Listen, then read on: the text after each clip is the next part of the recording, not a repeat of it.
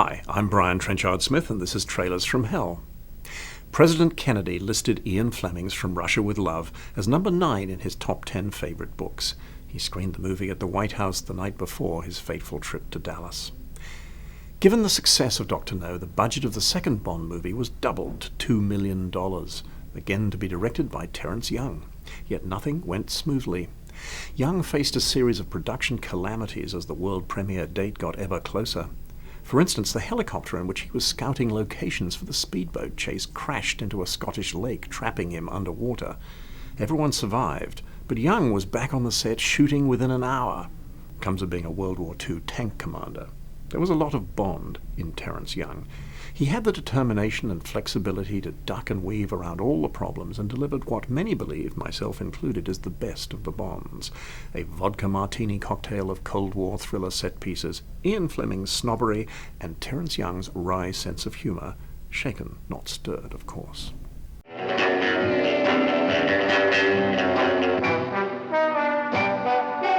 Terence Young's director's credit holds longer than usual, perhaps in recognition of his dedication and skill when production plans blew up in his face.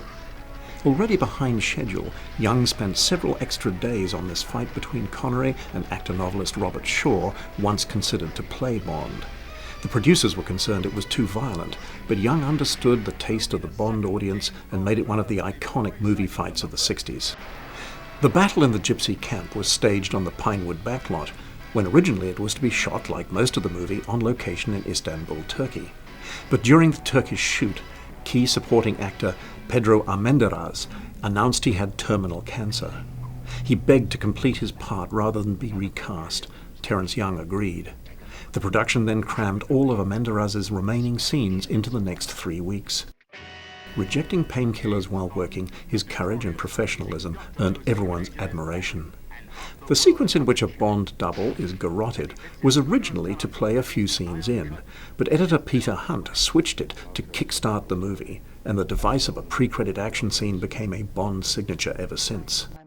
The Bond girl, and the publicity-generating search for her, also became part of Bond lore with the second installment in the series. 400 candidates were auditioned. It is said that Connery himself made the final choice, DANIELA Bianchi, an Italian model. She took English lessons before the shoot, but as with Ursula Andress in Dr. No, the producers dubbed her voice. Back at Pinewood, Young finished Pedro Armendariz's final scenes. He was often so weak, crew members had to support him till just before Young called action. Armendariz flew to Los Angeles, checked into UCLA Medical Center, but rejected prolonged treatment and shot himself with a gun he had smuggled in. A strong villain always makes the hero stronger, and Robert Shaw's intense portrayal of the Spectre assassin made him a star. Famous European stage actress Lotte LENYA is fantastic as Soviet dragon lady Rosa Klebb.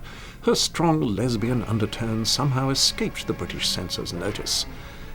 Young needed to reshoot some of her close-up dialogue due to script changes, but they couldn't afford to go back to Turkey. So Young used her original close-ups as a back projection, then filmed her standing in front of the screen close to camera, covering up her original image, but appearing to be in the same set. Another problem surfaced during the Istanbul shoot. Continual bad weather plagued the Escape from the Orient Express scenes, so the producers moved them to locations in Scotland instead. In a lot of ways, the second Bond movie pushes the envelope. The scene where Connery manhandles Bianchi was unusual for a hero in its day, perhaps excused because she was, after all, a Soviet spy. Remember that "ready when you are, Mr. DeMille" story? Well, it happened on this picture too. A miscommunication caused the big explosion to be fired during the final rehearsal.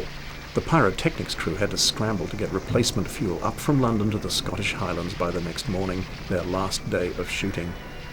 But it all came together in the end, thanks to Young's leadership and Connery's undoubted charisma.